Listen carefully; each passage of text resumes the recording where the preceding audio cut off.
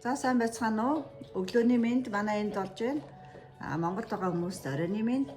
За юуны өмнө саяхан миний оруулсан бичлэг төр Chia Seed нөгөө одоо анхаараараа гэсэн бичлэг оруулсан шүү дээ. Chia Seed-ний талаар тэрэнд одоо зөндөө олон хүмүүс комент бичсэн байна, лайк дарсан байна, маш олон хүмүүс үзсэн байна. Та бүхэндээ маш их баярлалаа. За яг хөө сонирхон судалж уншиж байдгийн хувьд яг хөө дахиад нэг сонирхолтой сэдвээр бас ярилцъя гэж одоо ярилцъя бичлэг оруулъя гэж бодоод өнөөдөр юу гэхээр саяхан нэг одоо энэ Америкт амьдардаг нэг инфлюенсер эмэгтэй Ozempic гэдэг нэг юм одоо тураадаг тариа хэлгсэн гэдэг ярингууд ярьсан. Тэгэнгүүт хүмүүс доор нь хаанаас авсан бэ? Яаж тариулах вэ гэж турах гад ингээд бүх хүмүүс ингээд бичсэн байсан. Тэгээ би тэрний талаар тухайн үед уншиж байгаад орхисон.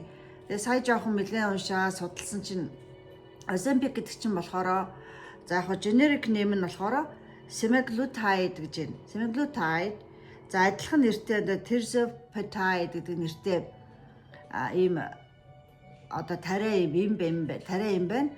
Одоо яг зөвхөн сахарын өвчтөй хүнд зориулагдаж бүтээгдсэн юм байна. Тураах үйлчилгээтэй.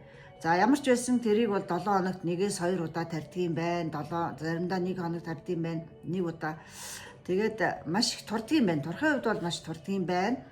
За тэгээ хажуугаар нь бас ямар нөгөө бөөцөх, дотор мухаарах, одоо өтгөн хадах, цэцэг алдах те ус маш ихээр ундаг гэсэн юм жижиг сажиг юм байхаас гадна миний одоо өнөөдрийн анхааруулах гэдэг сэдвүүний юу гэхээр ийм эрүүл мэндийн асуудалтай хүмүүс бол анхаараач.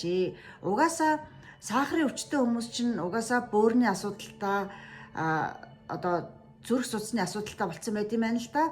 Тэгэнгүүт яг сахарын өвчтөй хүмүүс энэ тариа хийгээд эхэлсэн чинь одоо зүрх судасны асуудал нь бүр амар хүндэрсэн гэж байна. Маш аюултай болсон гэж байна.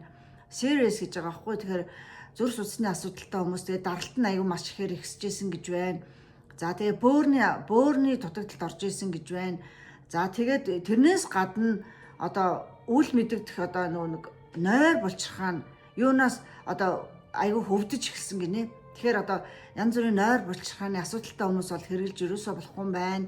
За тэгээд юу гэсэн те бамбаа булчирхаан ямар нэгэн асуудалтай бол энэ бол бүр хавдрыг үүсгэх эрсдэлтэй гэж ярьж илээ. Тийм болохоор ер нь бол хааштай ингээд манайхан чи ингээд нөгөө турна гэж шуурчдаг шүү дээ тий.